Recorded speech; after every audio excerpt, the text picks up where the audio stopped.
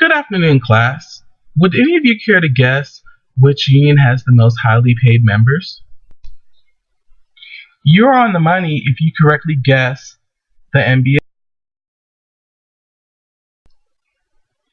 The nation's first fan attests to the NBA being an organization loved by fans all over the world.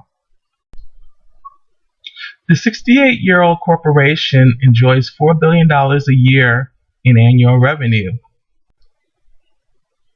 However, the three actors, government, owners, and union members or players, face the same issues that most unions face, and unique features such as 80% of the workforce being black, and in the Kings case, 100% of the players being black. And briefly compare and contrast the Kings to the second largest market, Los Angeles, which has two teams. On the other side of the coin, the majority of the owners are the most privileged white men in America, save for the minority owners of the Charlotte Bobcats and Sacramento Kings. Many of the minority players feel there's a double standard between punishment for players and owners. Our video will examine how market size affects the way small market teams like the Sacramento Kings negotiate. The ultra-successful Lakers are the blueprint for any successful basketball franchise. However, their co-tenants at the Staples Center are night and day. They have a racist owner who kills employee morale by discriminating and breaking laws that would make the EEOC blush, such as bringing women into the players' locker room to, quote, look at their beautiful black bodies. The NBA also has to deal with 21st century dynamics such as the first openly gay basketball player, Jason Collins. Furthermore, the NBA has experienced expensive lockouts. The lockouts mandate that players and league representatives cannot contact each other.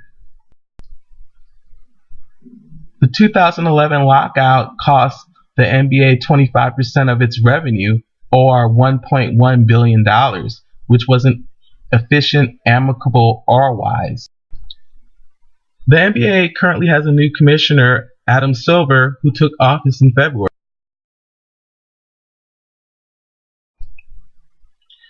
New leadership faces include the new Players Association president, Chris Paul, who happens to also play for the longtime racist owner, Donald Sterling.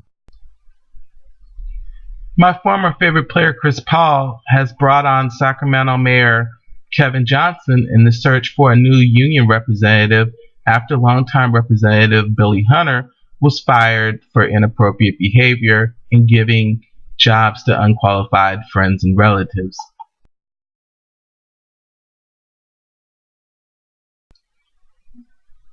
Paul has asked Mayor Johnson to also look into the matter of his boss's hostile work environment.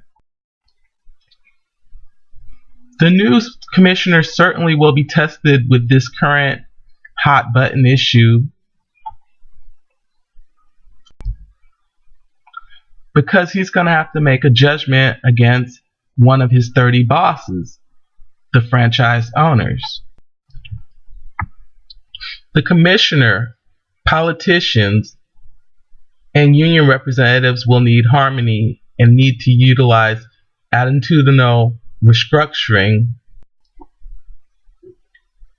to promote employee autonomy and ethnic pride, as evidenced by the NBA's Latin American Night, or Noche Latina, and also the Kings' recent Bollywood or Indian Heritage Night, as evidenced by this t-shirt they gave away.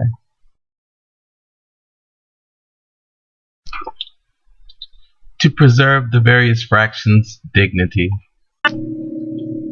Finally, before I pass the baton over to my teammates, we'll look at the implications of Northwestern University's union vote, because the college ranks is where the NBA recruit most of its talent.